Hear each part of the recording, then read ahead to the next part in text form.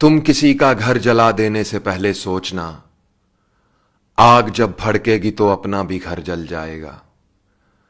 आवाज और तस्वीर की दुनिया के दोस्तों, सलामती हो आप पर। यह कहानी मुझे मेरी इंस्टाग्राम आईडी पर मौसूल हुई और मैं इसे मामूली सी तरमीम के बाद आप सबके साथ शेयर करने जा रहा हूं। इस कहानी में एक बहुत बड़ा पैगाम छुपा हुआ है। अगर समझ में आ जाए तो इसकी रोशनी में अपनी जिंदगी को आसान कर लीजिएगा। उजैर साहब, मेरा नाम हारून खान है और मेरा ताल्लुक पाकिस्तान के सूबा खैबर पख्तूनख्वा के एक गांव से है।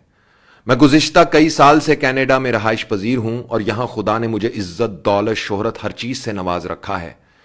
मेरी उम्र इस वक्त 50 साल है। आज से 33 साल पहले जब मैं 17 साल का था, मैं अपना मुल्क छोड़कर यहां आ गया था।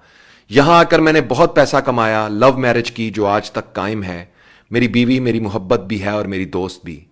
शादी के 2 साल बाद खुदा ने हमें औलाद की नेमत से नवाजा और हमारे घर में एक चांद सा बेटा पैदा हुआ। हम बहुत खुश थे।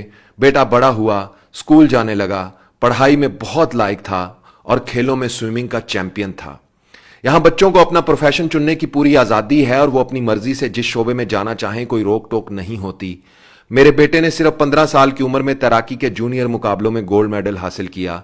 सच पूछें तो मैं नहीं चाहता था कि मेरा बेटा तैराक बने और पानी के करीब जाए, मगर मैं चाहते हुए भी कभी उसे रोक ना पाया।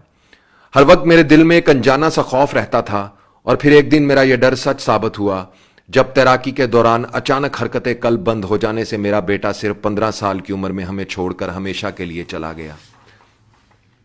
अकलौती औलाद की मौत का दुख क्या होता है यह मैं अल्फाज में बता नहीं सकता।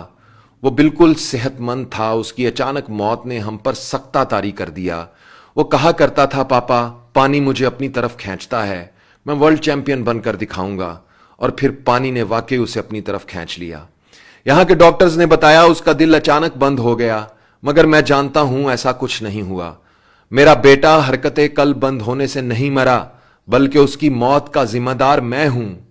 मैंने ये बात आज तक किसी को नहीं बताई, ये राज आज तक मेरे सीने में दफन रहा, मगर आज मैं चाहता हूं आपकी वसातत से मैं इस राज से पर्दा उठाऊं। आखिर कब तक इस बोझ को लेकर जिंदा रहूं? इसलिए आज मैं वो सच आपको बताता हूं जिसने मुझसे मेरा अकलौता बेटा छीन लिया।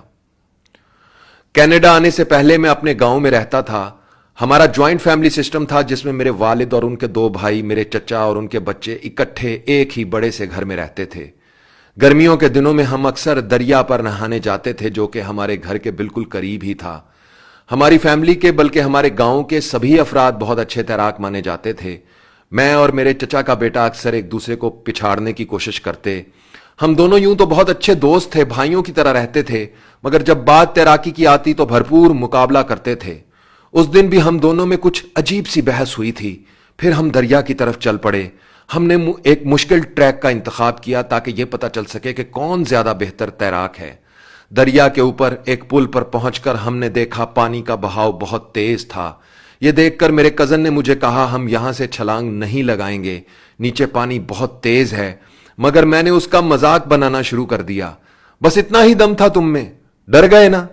हम यहां से पहले भी छलांग लगाकर दरिया अबूर कर चुके थे, इसलिए मुझे लग रहा था कि हम यह आसानी के साथ कर लेंगे।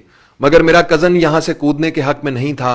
वो ऊपर खड़ा होकर पानी के बहाव का जायजा ले रहा था जब मैंने उसे पीछे से हल्का सा धक्का दिया और वो ऊपर से सीधा पानी में जा गिरा। मैं उसे गिरते हुए देख रहा था और हंसकर मैंने जोर से कहा, अब तुम्हारा डर उतर जाएगा, तुम दूसरी तरफ जाओ, मैं भी आ रहा हूं। मगर मैंने देखा वो पानी में गिरने के बाद दोबारा नजर नहीं आया। मैं कुछ देर तक उसके वापस उभरने का इंतजार करता रहा, मगर जब वो नजर ना आया तो मैं फौरन नीचे उतरा। पानी का बहाव बहुत तेज था, उसका कहीं नामो निशान तक नहीं था। मैंने जल्दी से घर पर खबर की। मेरे वालिद, चचा और गांव के बहुत से लोग आ गए।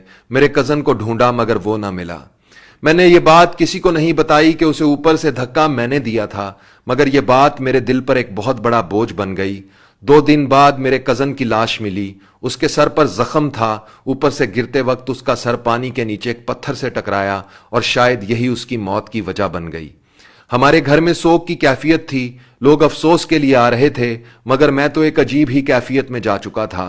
काश मैं उसे धक्का ना देता, काश मैं उसकी बात मान लेता, काश हम दरिया पर ही ना जाते। ऐसे बहुत से काश थे जो हथौड़े की तरह मेरे सर पर वार कर रहे थे। یہ ایک ایسا راز تھا جو میں نے اپنے سینے میں دبا لیا اور کسی سے اس کا ذکر تک نہ کیا۔ کسی کو کیا بتاتا کہ میں نے اپنے کزن کو دھکا دے کر گرایا تھا؟ سب مجھے قصوروار قرار دیتے، مجھے میرے کزن کا قاتل سمجھا جاتا، اسی لیے میں چپ رہا۔ میں نے اپنے کزن کا آخری دیدار تک نہیں کیا، مجھے ڈر تھا مجھے دیکھ کر وہ اٹھ جائے گا اور سب کو بتا دے گا کہ میں نے اسے دھکا دے کر گرایا تھا۔ میں اس کا سامنا نہیں کر سکتا تھا۔ گھر میں کچھ دن بعد حالات نارمل ہونے لگے، مگر میرے دل کے حالات بگڑ چکے تھے۔ اپنے چچا کو دیکھتا تو مجھے اپنا آپ چوروں کی طرح لگتا۔ میں ہی تو اصل ذمہ دار تھا۔ میں خاموش رہنے لگا۔ گھر میں سب سمجھتے تھے کہ چونکہ میرا اپنے کزن سے بہت پیار تھا، اس لیے میں اس کی موت کا گہرا اثر لے چکا ہوں۔ بہرحال اس واقعے کے 2 سال بعد میرے ماموں جو کینیڈا سے آئے تھے، میرے والد کے کہنے پر مجھے اپنے ساتھ کینیڈا لے آئے۔ یہاں آ کر کچھ عرصہ بعد نارمل ہوتا چلا گیا اور زندگی کی تیز رفتاری میں کھو کر میں اس واقعے کو بھول گیا۔ میرا یہ خوف دوبارہ بیدار اس وقت ہوا جب میرے بیٹے نے تیراکی میں دلچسپی لینا شروع کی۔ میں نے اسے مختلف طریقوں سے روکنا چاہا، مگر وہ کہتا تھا، پاپا پانی مجھے اپنی طرف کھینچتا ہے۔ میں اسے روک نہ پایا، اور آج میرا پرانا زخم پہلے سے کئی گنا شدت کے ساتھ دوبارہ ہرا ہو چکا ہے۔ جب سے بیٹا گیا ہے میں سو نہیں پایا۔ لوگوں کو لگتا ہے شاید بیٹے کی اچانک موت کا صدمہ ہے، مگر کوئی نہیں جانتا کہ میں خود کو اپنے بیٹے کا قاتل سمجھتا ہوں۔ اگر اس دن میں اپنے کزن کو دھکا دے کر نہ گراتا تو آج میرا بیٹا بھی پانی میں ڈوب کر نہ مرتا۔ عزیر صاحب، یہ زندگی واقعی مکافات عمل ہے۔ ہم وہی کاشت کرتے ہیں جو بیج ہم بوتے ہیں، وہی لوٹ کر ہمارے ساتھ ہوتا ہے جو ہم کسی کے ساتھ کرتے ہیں۔ جلد یا دیر سے مگر اسی دنیا میں ہمیں اپنی کرنی کا حساب دینا پڑتا ہے۔ نہ کسی کے ساتھ کی گئی نیکی ضائع ہوتی ہے اور نہ ہی برائی۔ ایک وقت آتا ہے جب ہمارا عمل لوٹ کر ہمارے سامنے آ کھڑا ہوتا ہے، اور جب وہ دن آتا ہے اس دن ہم کچھ نہیں کر سکتے۔ اوپر والے کی انصاف کی چکی دیر سے چلتی ہے مگر بہت باریک پیستی ہے۔ میرے پرانے کاش پھر سے نئے ہو چکے ہیں۔ کاش میں اس دن اپنے کزن کو تیز پانی کے بہاؤ میں دھکا نہ دیتا۔ کاش کاش کاش میں آج اپنی ساری دولت دے کر بھی اس کاش سے پیچھا چھڑا سکتا۔ عزیر صاحب، آج میں آپ کی وساطت سے اپنے دل کا کچھ بوجھ ہلکا کر رہا ہوں۔ میری سب سے اپیل ہے کہ خدا سے میری رہائی کے لیے دعا کریں۔ میں بہت تکلیف میں رہتا ہوں، ہر نماز کے بعد رو رو کر دعا کرتا ہوں، مگر میرے دل کو سکون نہیں ملتا۔ سکون کیسے ملے؟ کیا کبھی قاتل کو بھی سکون ملا ہے؟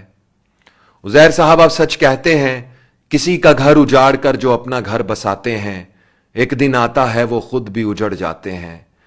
آپ بھی میرے لیے دعا کرنا، شاید آپ کی آواز میں دعا سن کر خدا مجھے رہائی دے دے۔ ہارون خان، کینیڈا۔ آواز اور تصویر کی دنیا کے دوستو، بے شک یہ دنیا مکافات عمل ہے۔ انسان کا کیا ہوا عمل لوٹ کر واپس اس کے سامنے ضرور آتا ہے۔ کسی سے زندہ رہنے کا حق چھینو گے تو زندہ تم خود بھی نہ رہ پاؤ گے، جیتے جی مر جاؤ گے۔ کسی کی عزت پر حملہ کرو گے تو تمہاری عزت بھی محفوظ نہ رہے گی۔ کسی کے خلاف گندی زبان استعمال کرو گے، گالی دو گے تو تمہارے خلاف بھی گندی زبان استعمال ہوگی، تم بھی گالی کھاؤ گے۔ دوسروں کے گھروں میں آگ کے گولے پھینکو گے تو ایک دن تمہارا گھر بھی جل جائے گا۔ کسی کی گاڑی کو توڑ دو گے تو ایک دن تمہاری قیمتی چیز بھی ٹوٹ جائے گی۔ کسی کے گریبان پر ہاتھ ڈالو گے تو ایک دن تمہارا گریبان بھی پھٹ جائے گا۔ کسی کی ماں بہن اور بیٹی کی طرف بری نظر سے دیکھو گے تو ایک دن تمہاری ماں بہن اور بیٹی کی طرف بری نظر سے ضرور دیکھا جائے گا۔ اپنے ماں باپ کے ساتھ برا سلوک کرو گے، انہیں گھر سے نکالو گے تو ایک دن تمہاری اولاد بھی تمہارے ساتھ وہی سلوک کرے گی۔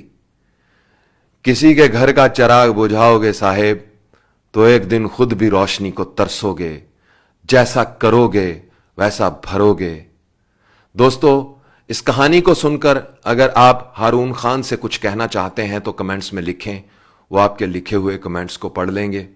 اس کہانی سے اگر آپ کو کچھ سیکھنے کا موقع ملا ہے تو اس پیغام کو شیئر کر کے دوسروں تک بھی پہنچائیں، اور اگر آپ بھی اپنی بات یا کہانی مجھ سے شیئر کرنا چاہتے ہیں تو مجھے انسٹاگرام پر فالو کر کے میسج کریں۔ میری انسٹاگرام آئی ڈی ہے عزیر رشید 103، UZAIRRASHID 103۔